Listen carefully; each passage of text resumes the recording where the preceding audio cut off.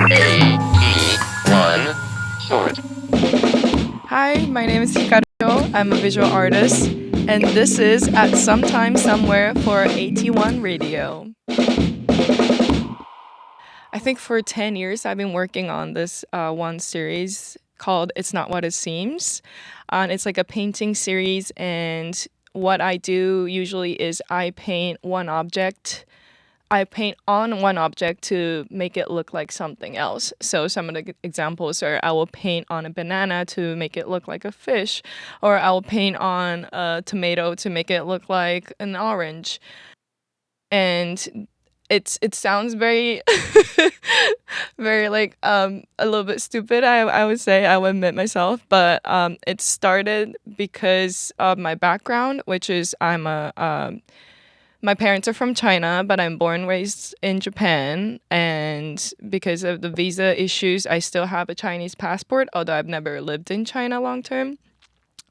And that comes with a little bit of like, I've met my fair share of like discrimination or like weird comments living in Japan, because Japan is 99.9% Japanese people.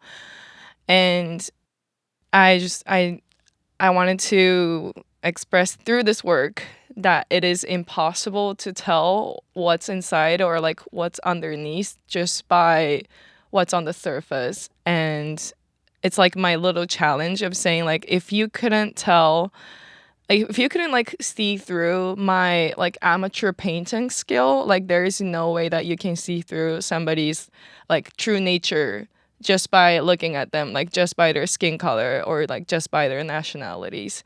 So that's what it's about. I do incorporate a lot of optical illusion in my work because I think art should be for everybody, and I just want to always have that one thing that everybody can enjoy in my work. I always try to use like whimsicalness. Is it whimsicalness? Whimsy? Whimsy Yeah. in my work so that it doesn't look intimidating at first. Because, like, for example, if you were like, oh, like, we shouldn't kill people. Obviously, right? Obviously. But, like, or like, we shouldn't do war. Like, obviously. But if you just say it like that, if you just, like, tell the negative as a negative, like, people will not, like, actually feel it. Or they'll be like, oh, that's a heavy topic, I'm just gonna like not engage.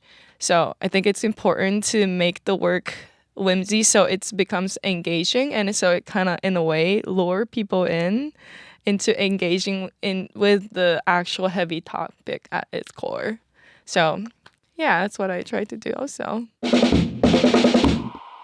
My childhood, what I've been told, because I don't really have a lot of recollection from what I've been told from my mom is I was a child that could never like sit still for more than 5 minutes.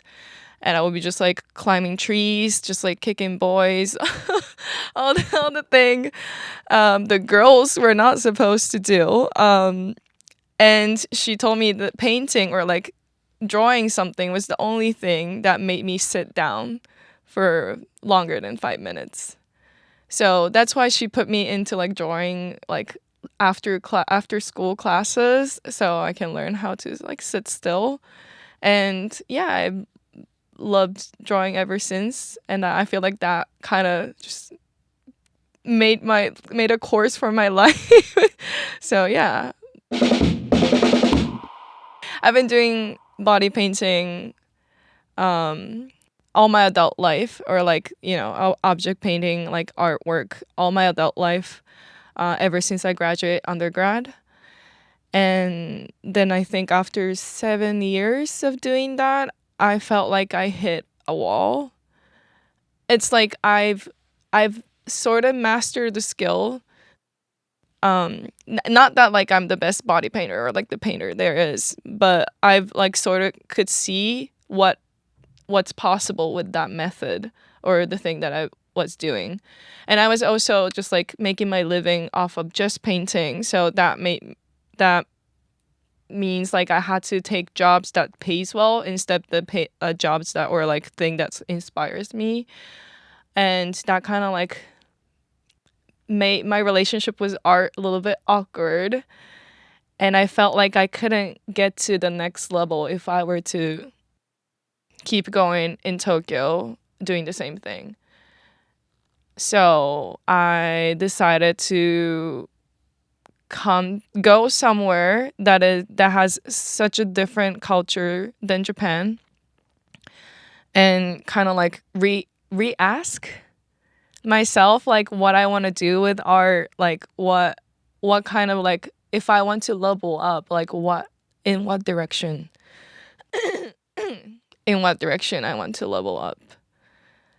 And during that like phase, I had like an opportunity to do like artist residency in New York, where I were in studio for like a month with other artists making artwork.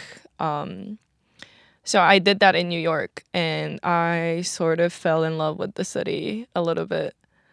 I really liked how open everybody is, and how free, or like how everybody have their own agency, or like they like it's admired to have your own agency. It's admired to be your own person. Where in Tokyo, I felt like the group's need came first than the individual need, which is not a bad thing. But so I just like took a leap of faith and abandoned everything and came here.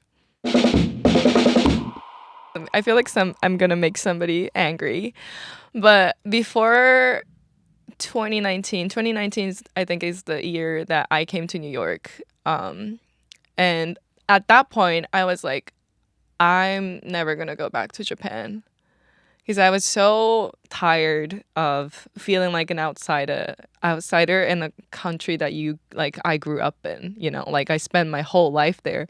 But still people would say like, oh, like you're Chinese, like, but it's okay, you're cool Chinese, or something like that. Even after I explain like I'm born and raised here, like they still see you as different if you're not like typical Japanese person. And I was just like, there are like a little things like that happening throughout my life that I was like really tired, and I was like, I want to be somewhere that I'm not, I will be okay with being treated outside as an outsider. So I was like, I'm just gonna go to New York and be a proud alien. I'm a legal alien here. That's my name on my visa application. And just like be done with it. But then I came here, and that made me really realize how Japanese I am. I hurt. And it really hurt. At first I was like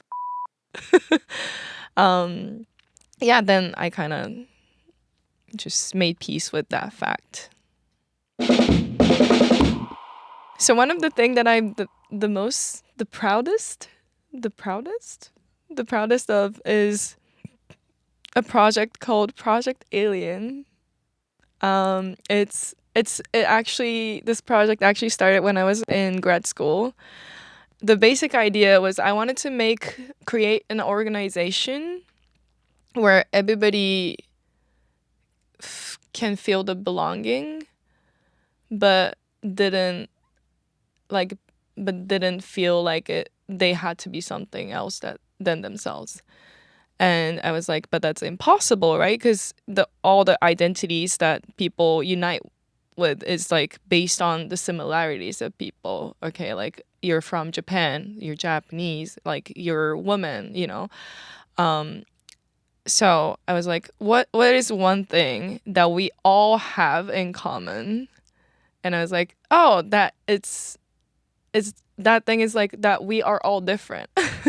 We're all like, because there's nobody that's like identical, even if you're from same country, like same upbringing, like same gender, whatever, like you're still gonna be a little bit different. So if we could like unite on the fact that we're all a little bit different from each other, then that could be an organization that can encompass everybody on this earth. So I was like, okay, I'm going to make an organization that celebrates people's differences. And what's like a good visual language to use for that? Then I was like, then aliens. Is that's something that's different and foreign. And it's also a word that's used to describe immigrants in this country. And it was like used in a derogatory way in the past. But now I feel like aliens are cool, right? So I wanted to also like spin the meaning of the word to you, like, so I can use the word alien and then kind of make it seem cool instead of something that's like foreign and scary. So I made this organization called UCO, United Cosmic Organization. And when you join, you can make a little avatar. You can like choose the shape of the head, shape of the body, color, and then like you can put as many eyes as you want, as like in any places you want. And when you join this organization, I actually have a website that you can do it. You are asked to take a vow to celebrate each other's differences, obviously, and then also tell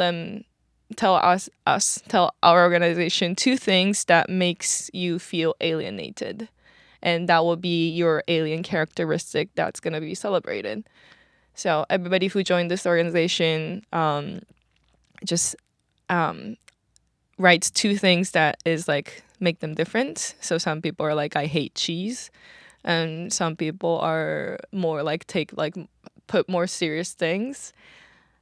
But then that get attached to this little cute avatar of an alien as their characteristics, and I feel like it makes me feel more proud of my differences in the end. So that's the base of the project, and it continues. I'm so sorry. And I use this concept. I really love this concept, and I made a pitch deck to turn it into a TV show. And I just sent it around people in Japan and like a broadcasting company, and I actually made it into a TV show. It's called Project Alien. It's on NHK.